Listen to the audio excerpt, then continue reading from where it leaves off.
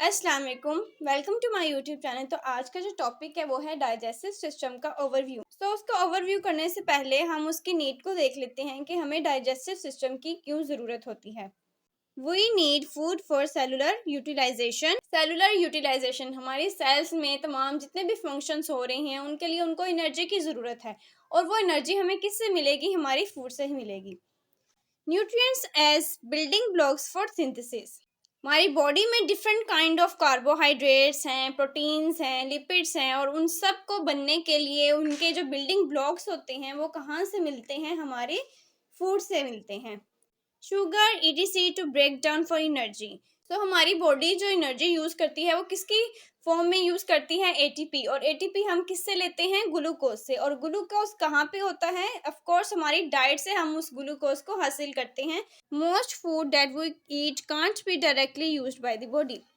अब जो फूड हम लेते हैं वो डायरेक्टली ही यूज नहीं हो जाता, बिकॉज फूड में क्या होते हैं? मैक्रोमोलिक्यूल्स होते हैं, और बॉडी को बहुत स्मॉलर यूनिट हो चाहिए होता है उसको एब्जॉर्ब करने के लिए और उसको अपनी बॉडी में यूटिलाइज करने के लिए। Too large and complex to be absorbed. So एक फूड में जो डाइटरी मटेरियल होता है, कार्बोहाइड्रेट्स, प्रोटीन्स, वो बहुत ज़्यादा मैक्रोमोलिक्यूल होते हैं, उनका जो साइज है वो बहुत लार्ज होता है और कॉम्प्लेक्स होता है, वो डायरेक्टली बॉडी में एब्जॉर्ब नहीं होते। तो इसलिए उसको एब्जॉर्ब करने के लिए ये ज़रूरी है कि उसको उसकी बिल्डिंग ब्लॉक्स में तोड़ा जाए।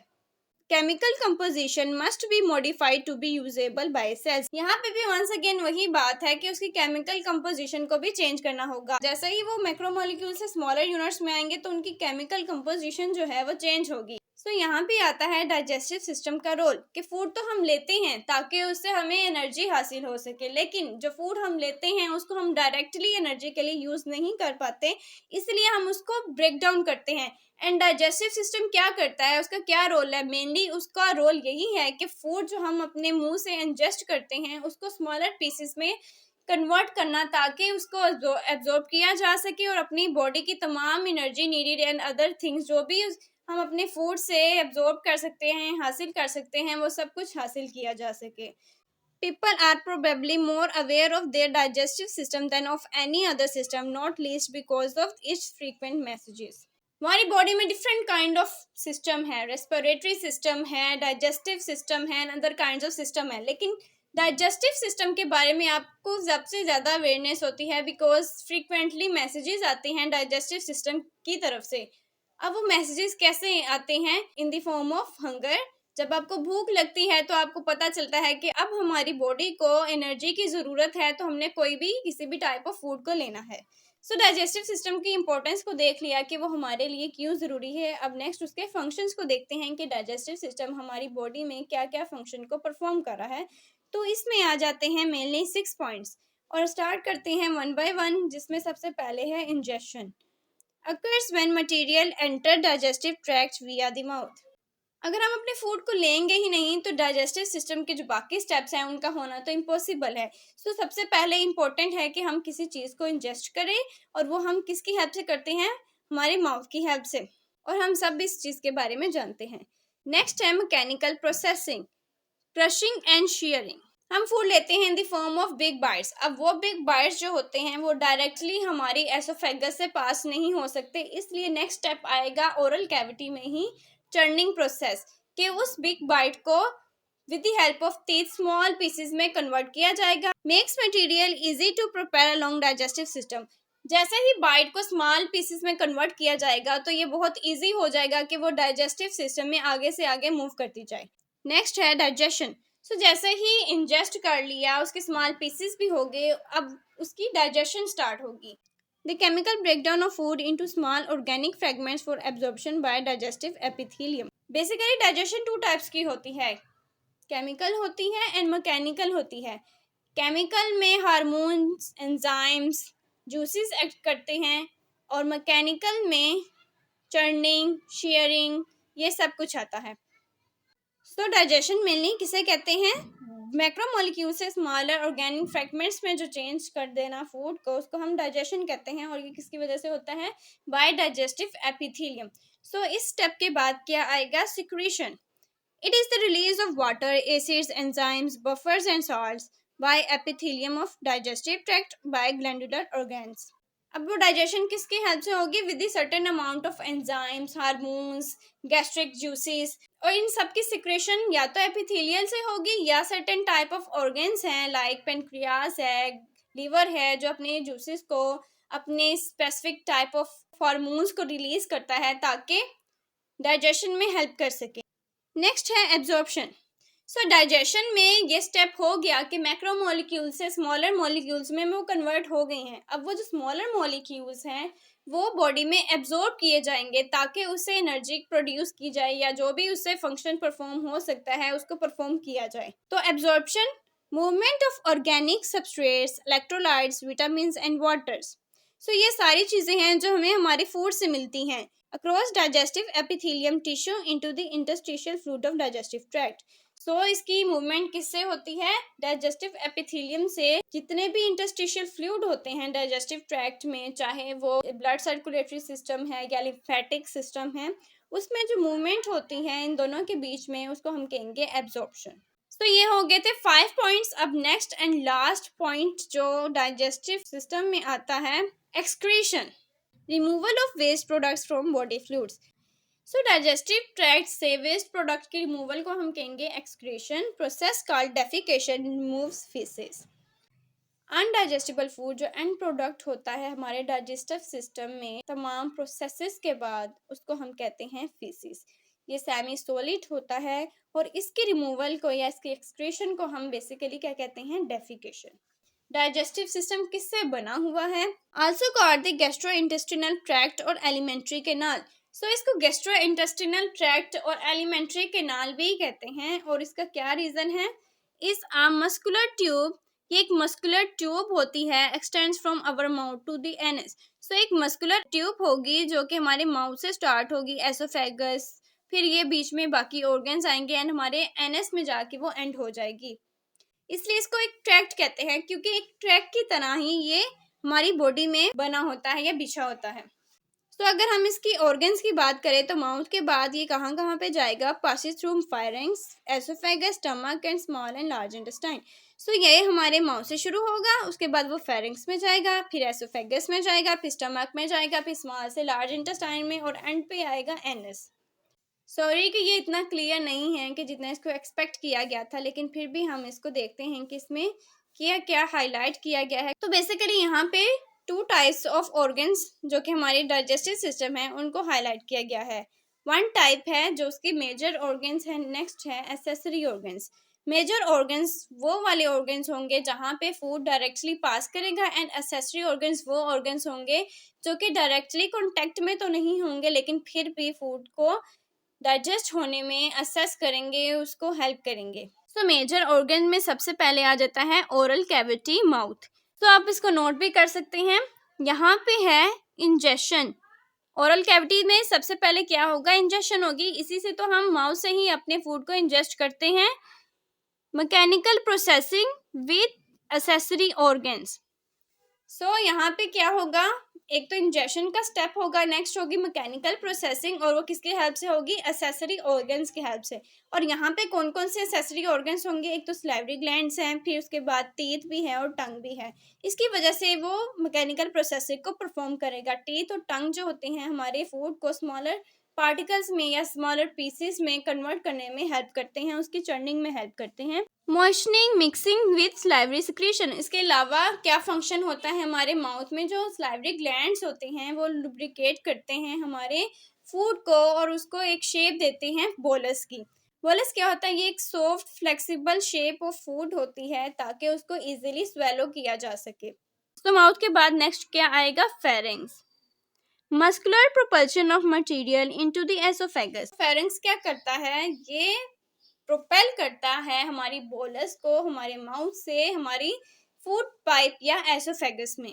नेक्स्ट है एसोफेगस या food pipe, transport of material into the stomach.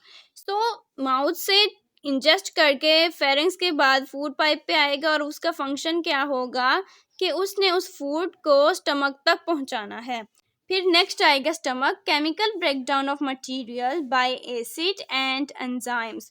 तो यहाँ पे आएंगे गैस्ट्रिक जूसेस और स्टमक में आके हमारी केमिकल डाइजेशन स्टार्ट हो जाएगी तो यहाँ पे बेसिकली क्या हो रहा है, केमिकल ब्रेकडाउन हो रही है हमारे मैक्रोमोलिक्यूल की स्मॉल मॉलिक्यूल्स में। Mechanical processes through muscular contraction. So chemical digestion and mechanical digestion दोनों ही हो रही हैं। केमिकल डाइजेशन होगी with the help of gastric juices and mechanical digestion होगी with the help of muscles. जो हमारे स्टमक के मसल्स होते हैं, स्पेशल मसल्स, वो क्या करते हैं, एक तो उसको मिक्सिंग कर रहे होते हैं केमिकल्स के साथ, दूसरा उसको चर्न करते हैं बाय शेयरिंग फोर्स, जिसकी वजह से फर्दर हमारा फूड जो है वो स्मॉलर पार्टिकल्स में कन्वर्ट होता जाता है ताकि उसकी सरफेस एरिया को केमिकल डाइजेशन के लिए इंक्रीज किया जा सके। सो स्टमक के बाद आएगा small intestine, enzymatic digestion and absorption of water and organic substrates, vitamins and ions. Remaining digestion जितनी भी होगी वो स्मॉल इंटेस्टाइन में कंप्लीट हो जाएगी और मेनली 90 या 95% तक जो एब्जॉर्प्शन होगी वो भी हमारे स्मॉल इंटेस्टाइन में ही हो जाएगी। और यहाँ पे किस किस चीज़ को एब्जॉर्ब किया जा रहा है, ऑर्गेनिक सब्सट्रेट्स को एब्जॉर्ब किया जा रहा है, इलेक्ट्रोलाइट्स को एब्जॉर्ब किया जा रहा है, विटामिन को एब्जॉर्ब किया जा रहा है, एंड फिर last part of digestive tract आएगा which is large intestine. Dehydration and compaction of undigestible material in preparation for elimination. यहाँ पे जो रिमेनिंग वाटर जो होता है वो भी एब्जॉर्ब किया जाता है, हमारे उस फूड या अनडाइजेस्टिबल मटेरियल को फर्दर डिहाइड्रेट किया जाता है, उसको कंपैक्ट किया जाता है, उसके जो टेक्सचर है वो मज़ीद सॉलिडिफाई किया जाता है ताकि उसको बॉडी से एलिमिनेट किया जा सके।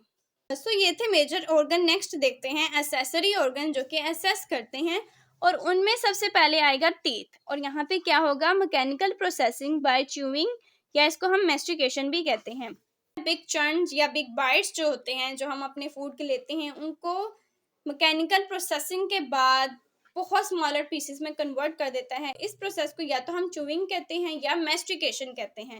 टंग, सो टंग क्या करती है, ये हमारी मैकेनिकल प्रोसेसिंग में भी असिस्ट करती है। वो कैसे, जब भी हम कोई भी फूड लेते हैं तो आप इस बात को नोटिस करते होंगे कि जो हमारी टंग है वो उसको लेके हमारी टीथ तक जाती है, उसको टीथ के ऊपर प्लेस करती है ताकि वो उसको स्मॉलर पीसेस में कन्वर्ट कर सकें। सो इस तरह हमारी जो टंग है वो टीथ के साथ मिलके मैकेनिकल प्रोसेसिंग में असिस्ट करती हैं। और salivary glands secretion of lubricating fluid containing enzymes that break down carbohydrates। सो यहाँ पे एक सिक्रीशन होती है एक फ्लूइड की जिसे हम स्लाइवा कहते हैं, और वो क्या करता है, एक तो फूड को मॉइस्चर करता है, दूसरा यहीं से स्टार्ट हो जाती है हमारे कार्बोहाइड्रेट्स की digestion. Liver, secretion of bile important for lipid digestion, storage of nutrients, many other vital functions। सो यहाँ पे लीवर का क्या फंक्शन होगा, वो है बाइल की सिक्रीशन। और बाइल क्या है, एक पिगमेंट है जो हमारी फैट की इमल्सिफिकेशन के लिए बहुत इंपॉर्टेंट है। सो नेक्स्ट है gall bladder, storage and concentration of bile. Liver से जो बाइल प्रोड्यूस होता है उसकी टेम्परेरीली जो स्टोरेज होती है वो हमारी गॉल ब्लैडर में होती है। एंड नेक्स्ट है pancreas, exocrine cells secrete buffers and digestive enzymes, endocrine cells secrete hormones। सो यहाँ पे जो बहुत इंपॉर्टेंट पॉइंट है पेनक्रियाज को लेके कि उसके टू टाइप्स ऑफ ग्लैंड्स होते हैं, endocrine glands and exocrine glands. Endocrine glands क्या करते हैं, इंसुलिन एंड ग्लूकागोन को सीक्रेट करते हैं, ये टू हार्मोन्स हैं।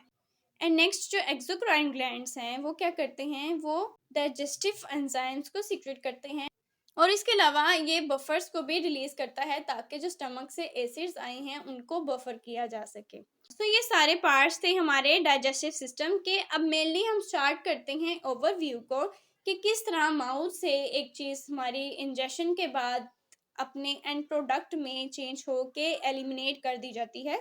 तो इस प्रोसेस में सबसे पहले वंस अगेन क्या आएगा, हमारी ओरल कैविटी, क्योंकि वहीं से हमने इंजेक्शन को स्टार्ट करना है। तो इसके फंक्शंस को देख लेते हैं, ओरल कैविटी में क्या क्या होता है। तो सबसे पहले है sensory analysis of material before स्वेलविंग, और ये किसकी हेल्प से होती है, हमारे टंग जो है उसमें प्रेजेंट होते हैं taste buds. Different taste buds different type of taste को सेंस करते हैं। तो उन टेस्ट बर्ड्स की वजह से फूड का सेंसरी एनालिसिस होता है। अगर एक फूड रोटन है तो टेस्ट बर्ड से ही हमें पता चल जाएगा कि अब इस फूड को हमने यहीं पे स्टॉप कर देना है, यहीं से स्पिट कर देना है, उसको फर्दर अंदर नहीं जाने देना। नेक्स्ट है mechanical processing through actions of teeth, tongue and palatal surface. Churning, chewing या मेस्टिकेशन में आप अगर नोट करें तो कौन कौन सी चीज असिस्ट कर रही होती हैं। टंग, जिसने प्लेस करना है फूड को टीथ के दरमियान और टीथ ने उसको चर्न करना है। इसके अलावा जो पैलेट्स होते हैं वो भी उसको हेल्प कर रही होती हैं। Soft palate, hard palate help कर रहे होते हैं ताकि उसको एक प्रॉपर जगह मिलती रहे और वो प्रॉपर टीथ के बीच में आती रहे और उसकी मैकेनिकल प्रोसेसिंग होती रहे। एंड नेक्स्ट फंक्शन जो कि हमारी ओरल कैविटी परफॉर्म करती है वो है लुब्रिकेशन। एंड लुब्रिकेशन हम पहले ही डिस्कस कर चुके हैं किसकी वजह से होती है, बिकॉज ऑफ सलाइवरी ग्लैंड्स। और सलाइवरी ग्लैंड्स कहाँ पे प्रेजेंट होते हैं, हमारी ओरल कैविटी, हमारे माउथ में प्रेजेंट होते हैं। एंड सलाइवरी ग्लैंड्स 3 टाइप्स के होते हैं, सब लिंगुअल होते हैं, सब मैंडिबुलर होते हैं एंड पैरोटिड सलाइवरी ग्लैंड्स होते हैं। और इन तीनों ने मिलकर क्या करना होता है, सलाइवा की सिक्रीशन करनी होती है और वो क्या करते हैं, फूड को लुब्रिकेट करते हैं। लिमिटेड डाइजेशन, यहाँ से डाइजेशन स्टार्ट हो जाती है और वो किसकी होती है, कार्बोहाइड्रेट्स की होती हैं and some types of lipids की होती हैं। The oral cavity is bounded by teeth, tongue, hard palate and soft palate. So अगर उसकी एनाटमी की बात करें तो ये सारी चीज़ें हमारी ओरल कैविटी में प्रेजेंट होती है। This structure make up the mouth and play a key role in the first step of digestion called ingestion.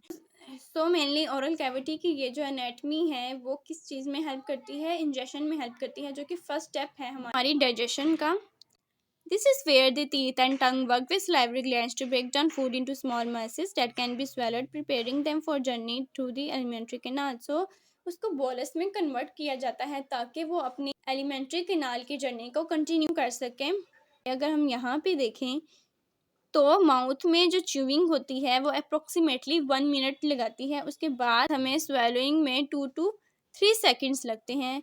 लेकिन डाइजेशन या कह ले कि वो स्टमक में कितने देर तक रहता है, 2 to 4 आवर्स तक रहता है। फिर स्मॉल इंटेस्टाइन में वो कितने देर तक रहता है कि उसके न्यूट्रिएंट्स अब्जॉर्ब किए जाए, 3 to 5 आवर्स तक। उसके बाद वो आएगा लार्ज इंटेस्टाइन में फॉर एलिमिनेशन और वो अप्रोक्सीमेटली 10 आवर्स लगाएंगे।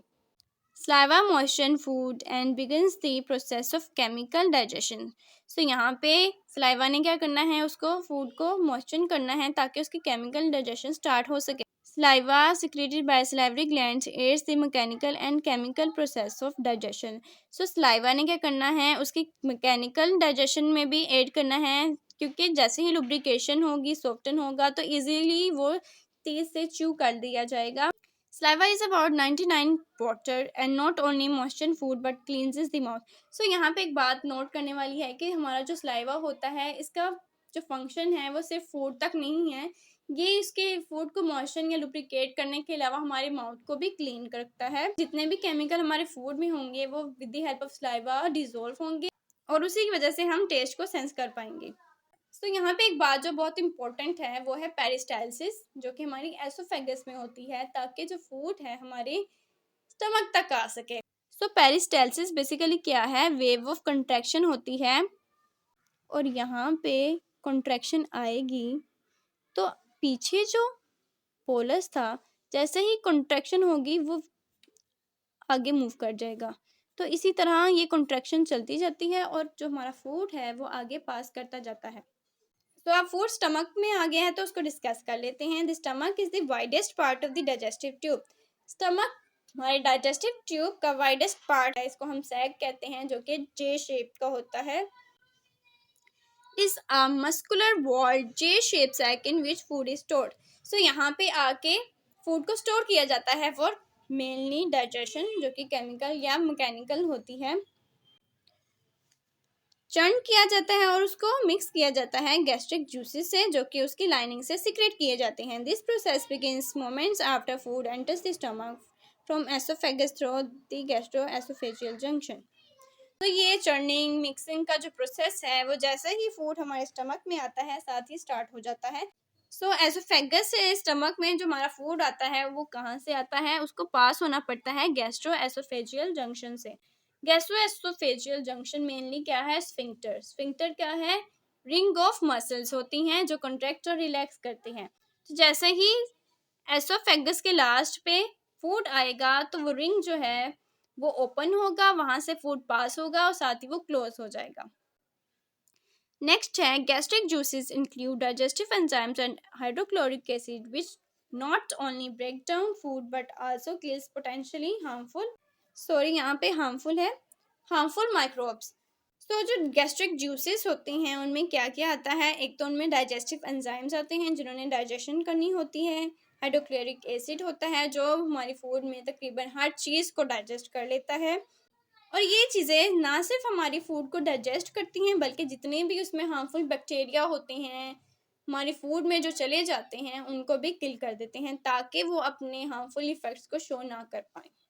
नेक्स्ट, स्टमक में जैसे ही उसकी डाइजेशन हो जाती है तो वो पास कर देता है स्मॉल इंटेस्टाइन में। एंड स्मॉल इंटेस्टाइन का जो सबसे पहला पार्ट है वो है ड्यूडिनम। एंड ड्यूडिनम में क्या होता है, लीवर एंड पेनक्रियाज से डक्ट्स आती हैं और डक्ट्स क्या क्या लेके आती हैं, specific type of pigments, hormones को लेके आती हैं जो कि डाइजेशन में हेल्प करती हैं। और वो कहाँ से आती हैं, हम पहले डिस्कस कर चुके हैं कि वो एसेसरी ऑर्गन से आती हैं। और वो एसेसरी ऑर्गन्स कौन कौन से हैं, liver, gall bladder and pancreas. So liver क्या करता है, the liver secrete bile to emulsify fat in small intestine. So सबसे पहले स्मॉल इंटेस्टाइन में लीवर से आता है बाइल जो कि एक पिगमेंट है और इमल्सिफाई करता है हमारी फैट को। The liver is one of the largest organ in the body and it is continuously producing bile. So liver continuously bile को produce करता है, उसको secrete करता है। This yellowish brown fluid aids chemical digestion by emulsifying fat in the duodenum. So इसका क्या function है कि जो bile है वो emulsify करता है हमारी fats को और ये duodenum में होता है। Bile flows out of the liver into the right and left hepatic ducts, into the common hepatic ducts and toward the small intestine to help with the digestion absorption of fat. So सबसे पहले वो left and right liver ducts में आएगा या hepatic ducts में आएगा, फिर common ducts में आएगा और इवेंचुअली वो कहाँ पे आएगा, ड्यूडिनम में, जहाँ पे फैट्स को इमल्सिफाई किया जाएगा, the gall bladder stored Biles.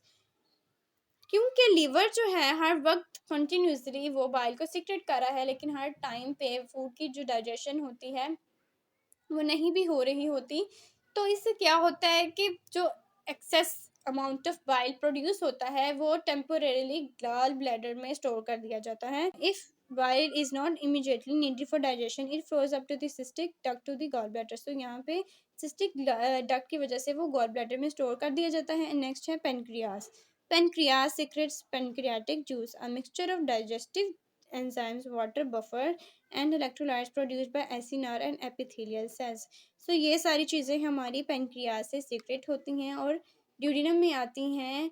Digestive enzymes आते हैं ताकि इस चीज़ों को डाइजेस्ट किया जाए, बफर्स आते हैं ताकि स्टमक से जो भी एसिडिक चीज़ें आई हैं उसको बफर किया जा सके ताकि फूड जो है वो स्मॉल इंटेस्टाइन में इजीली प्रोसेस किया जा सके। Pancreatic juice drains the main pancreatic ducts of Wirsung into the common bile duct and then into the small intestine. There is buffer stomach acids and break down proteins, fats and carbohydrates. ये once again वही बात है कि pancreas के जो pancreatic juices होते हैं पहले वो आएंगे पेनक्रियाटिक डक्ट में जिसको हम कहते हैं डक्ट ऑफ विर्सन, उसके बाद वो मिलेंगे हमारी हेपेटिक डक्ट से और फिर वो दोनों मिल के एक ही ओपनिंग से हमारे ड्यूडिनम में आएंगी।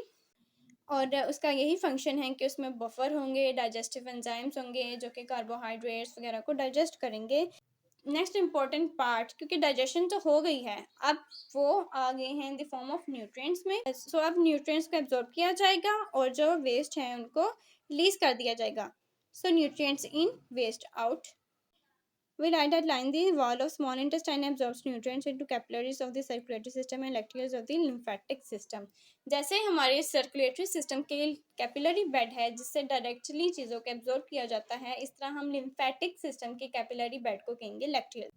स्मॉल इंटेस्टाइन का ऐसी एनाटमी होती है कि वहाँ में प्रेजेंट होते हैं विलाई जो कि उसको एक ब्रशी अपीयरेंस देती हैं और वो इसलिए होता है ताकि उसके सरफेस एरिया को इंक्रीज किया जाए और जितना सरफेस एरिया इंक्रीज किया जाएगा उतनी ही उसकी एब्जॉर्प्शन होगी। इसलिए तो स्मॉल इंटेस्टाइन में 90 to 95% चीज़ों को एब्जॉर्ब किया जाता है because of this special type of anatomy. So villi क्या करता है, उन सारी न्यूट्रिएंट्स को एब्जॉर्ब कर लेता है।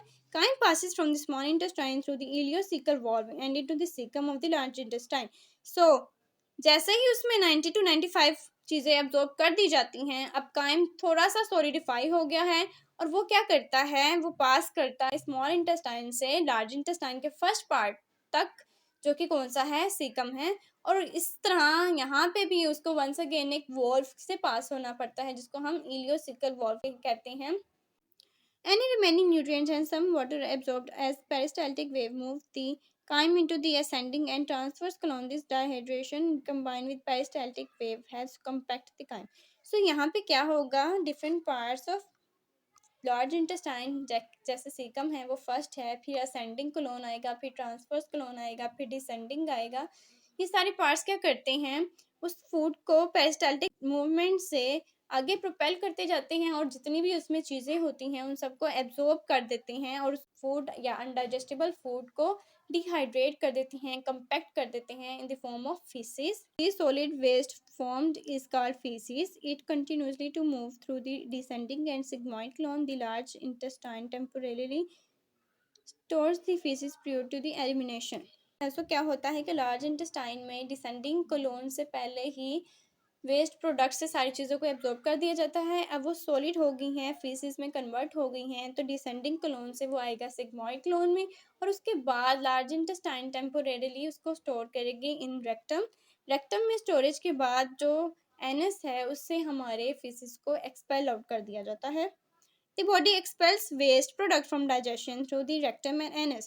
So जैसे मैं पहले बता चुकी हूँ कि उसको रेक्टम में स्टोर करने के बाद एनस से एक्सपेल कर दिया जाता है और इस प्रोसेस को हम कहते हैं defecation. Involves contraction of rectal muscle, relaxation of the internal anal sphincter and initial contraction of the skeletal muscle of the external anal sphincter. तो अगर डेफिकेशन के प्रोसेस को देखें, जैसे ही अनडाइजेस्टेबल फूड हमारे रेक्टम में आएगा फॉर स्टोरेज, उसमें क्या होगा कि कुछ टाइम तक तो उसको वहाँ पे स्टोर किया जाएगा। उसके बाद क्या होगा, इंटरनल एनल स्फिंक्टर ओपन हो जाएगा और वो जो अनडाइजेस्टेबल फूड है एनल कैनाल में आएगा। उसके बाद ही एक्सटर्नल एनल स्फिंक्टर भी ओपन होगा और फीसिस को एलिमिनेट कर दिया जाएगा।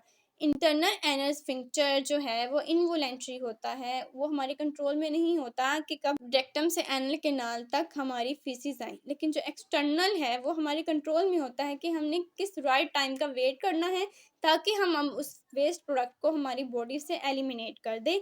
सॉरी, जैसे कि यहाँ पे शो किया गया है कि रेक्टम में क्या होगा कि रेक्टम जैसे ही खत्म होगा वहाँ पे होगा इंटरनल एनल स्फिंक्टर। रेक्टम से फीसिस इंटरनल एनल स्फिंक्टर में ऑटोमेटिकली आ जाती हैं विदाउट आवर कंट्रोल, क्योंकि ये मसल्स जो हैं वो स्मूथ मसल्स हैं और इनवॉलेंट्री हैं, हम उनको कंट्रोल नहीं कर सकते। लेकिन उसके बाद यहाँ पे आएगा एक्सटर्नल एनल स्फिंक्टर, जिसको हम थोड़ी देर के लिए, कुछ अमाउंट ऑफ टाइम के लिए कंट्रोल कर सकते हैं और ये बने होते हैं स्केलेटन मसल से और वो होते हैं वॉलेंट्री, जिसको हम कंट्रोल कर सकते हैं। The defecation reflex is most involuntary under the command of the autonomic nervous system. So defecation reflex जो होता है वो अर्ज जो होती है डेफिकेट करने की वो हमारे कंट्रोल में नहीं होती कि वो किस टाइम में आएगी, लेकिन somatic nervous system also play a role to control the timing. Because के डेफिकेशन रिफ्लेक्स है वो हमारे कंट्रोल में नहीं है, लेकिन सोमैटिक नर्वस सिस्टम की वजह से उस टाइम को कंट्रोल करना हमारे कंट्रोल में है कि हम किस टाइम अपनी फीसिस को डेफिकेट करते हैं।